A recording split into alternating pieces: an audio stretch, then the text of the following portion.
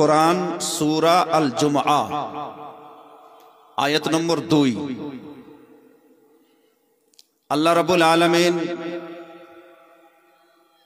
ইরশাদ করেন, হুয়াল্লাযী, সেই আল্লাহ,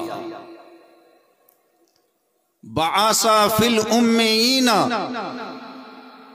পাঠালেন ওয়া শিক্ষিতদের মাঝখানে রাসূলান, এমনই এক রাসূলকে, ইয়াতলু আলাইহিম আয়াতিহি, যে রাসূল তাদেরকে আল্লাহর আয়াত তেলাওয়াত করে শোনান, যে রাসূল আল্লাহর আয়াত তাদেরকে পড়ান, ওয়া ইউআল্লিমুহুমুল কিতাবা ওয়াল হিকমা,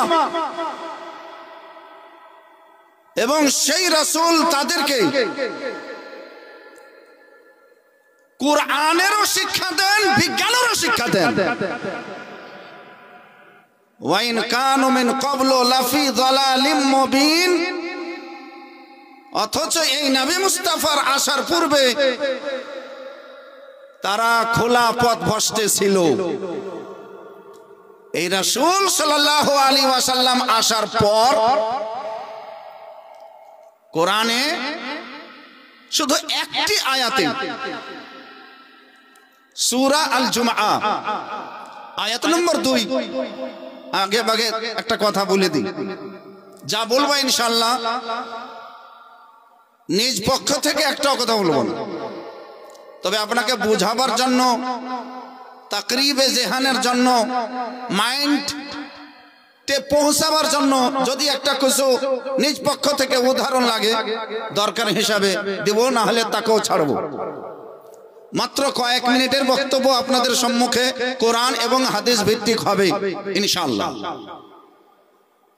আমার পূর্বে কয়েকজন বক্তা বক্তব্য রেখে গেছেন, তার মধ্যে জাস্ট হযরতে আল্লামা মাওলানা জিয়াউল মুস্তাফা যেমন কোরআন হাদিস বলতে পারেন, তেমনই সুরে বক্তব্য রাখতে পারেন। মাশাআল্লাহ, খুব সুন্দর বক্তব্য রেখে গেছেন। তার পূর্বেই হযরতে আল্লামা মাওলানা জীবনী বক্তা গোলাম মুরসালিন সাহেব, তিনিও বক্তব্য রেখে গেছেন। আমি নগণ্য অচিহ্ন আপনাদের সম্মুখীন হয়েছি। কথা এদিক সেদিক না বলে ডাইরেক্টলি আমি বলতে যাচ্ছিলাম পবিত্র কোরআন সূরা আল জুমআ, সূরা একটু বলেন সূরার নামটা কি? জুমআ। কমপক্ষে সাপ্তাহিক আমরা মুসলমান জুমআর নামাজ তো পড়তে যাই, তো জুমআ নামে একটা সূরা আছে, এটাও আপনি আজকে এই মাহফিলে জেনেলেন। মাশাআল্লাহ। আয়াত নম্বর 2, আপনি কোন মাওলানার কথা শুনিয়েন না, শুধু কোরআনের তরজমা শুনেন। কোন মাওলানা কি ভুলেছে আমি আপনাকে সেটা বলতে চাচ্ছি না। কে নবীকে শিক্ষিত বলছেন, কে অশিক্ষিত বলছেন, কে নবী সাল্লাল্লাহু আলাইহি ওয়াসাল্লামকে স্বাক্ষর বলছেন, কে নিরক্ষর বলছেন, আমি সেটা বলছি না। স্পেশাল ভাবে কোরআনের তরজমা শুনেলেন, নিজে করলেন, বাড়িতে বাংলা কিতাব থাকে, কোরআন থাকে, আপনি সেখানেও তরজমা করে নিয়েন ইনশাআল্লাহ। যদিও মুতারজিম যিনি অনুবাদ করেছেন ভালো মানুষ থাকলে ঠিক কোরআন মোতাবেকই উনি তরজমা করেছেন, আর ওই রকম এলোমেলো থাকলে তো নিজ পক্ষ থেকে কিছু আড়াবাড়া করেছেন। এখানেই হচ্ছে আমাদের গন্ডগোল। তাহলে আলহামদুলিল্লাহ, আল্লাহ হচ্ছেন সবারই গওয়াহ। আল্লাহ রাব্বুল আলামিন সব দেখছেন, আলিমুল গায়ব ওয়া শাহাদা। তিনি বাহ্যিক রূপে যেমন দেখেন, গোপন রূপে তেমনই দেখেন, তাকেই বলা হয় আল্লাহ। প্রাণের বন্ধুগণ আমার, সেই মহান আল্লাহ রাব্বুল আলামিন পবিত্র কোরআনে বলেন হুয়াল্লাযী, সেই আল্লাহ বাআসা পাঠালেন ফিল উম্মিয়িনা,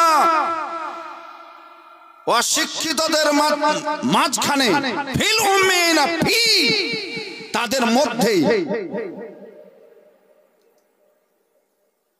রাসূলা,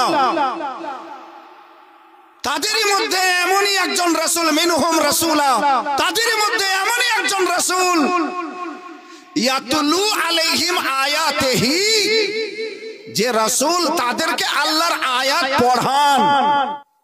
বুকে হাত দিয়ে একটা কথা বলেন মুসলমান, যে রাসূল মানুষকে পড়াতে পারেন সেই রাসূল পড়া হবে না অপড়া হবে?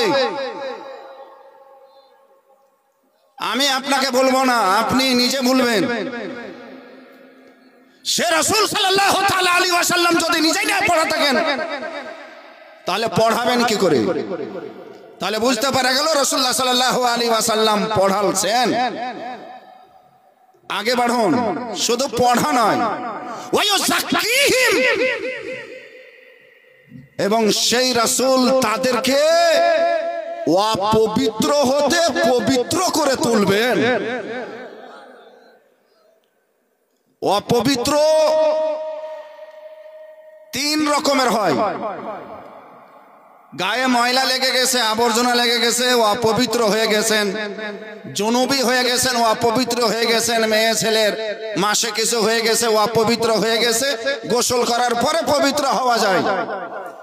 এই পবিত্র হওয়াটা খুব সহজ ব্যাপার, পানি দিয়ে পবিত্র হয়ে গেলেন। মুশরিককে কোরআন অপবিত্র বলেছে, নাজিস। তাকে যতই সাবুন দেন আর যতই সার্ফ দেন, যতই শ্যাম্পু লাগান, পবিত্র হবে না যতক্ষণ পর্যন্ত ঈমান না নিয়ে আসবে। তার পবিত্রতা ঈমান নিয়ে আসা, এটা হলো পবিত্র। নবী সাল্লাল্লাহু আলাইহি ওয়াসাল্লাম যে বলছেন ওয়ায়ুযাক্কিহিম, ওই আমার বান্দা রাসূল, আমি এমনই এক রাসূল তোমার কাছে পাঠাচ্ছি যে রাসূল তোমাদেরকে পবিত্র করে দিয়েছেন। আশরাফ রাজার দালালি কথা শুনিয়েন না, যেটা দলিলি কথা সেটা বাড়ি নিয়ে যান। আমি কোন কিতাব থেকে আপনাকে বলছি না, স্বয়ং কোরআন থেকে বলছি। ওয়ায়ুযাক্কিহিম, এবং সেই রাসূল তাদেরকে পবিত্র করে তুলেছেন। তাহলে এটা নিজের বুকে আজ থেকে গেঁথেলেন যে রাসূলই এমনই এক জাত, রাসূলই এমন এক ব্যক্তিত্ব, রাসূলই এমন এক হস্তি, রাসূলই এমন নবী আল্লাহ রাব্বুল আলামিনের প্রিয় পাত্র। রাসূল যাকে যাকে চেয়েছেন তাকে তাকে পবিত্র করে দিয়েছেন। ওয়ায়ুযাক্কিহিম ওয়ায়ুআল্লিমুহুমুল কিতাবা ওয়াল হিকমাতা ওয়ায়ুআল্লিম, এটা মুজারা মারুফের শিগা, এর বাব হলো তাফঈল। তালিম, তালিমের অর্থাৎ নিজে পড়া নয়, কাউকে পড়া। আরে ঝুমকে বলিয়ে সুবহানাল্লাহ। নিজে শিক্ষা অর্জন করা নয়, শিক্ষা বিতরণ করা। ওয়ায়ুআল্লিমুহুম, এবং এই রাসূল সারা জগৎকে শিক্ষা বিতরণ করবেন, সারা জগৎকে শিক্ষা দিবেন। যে লোকটা শিক্ষা দিবেন সেই লোকটা অশিক্ষিত হবে না, শিক্ষিত হবে।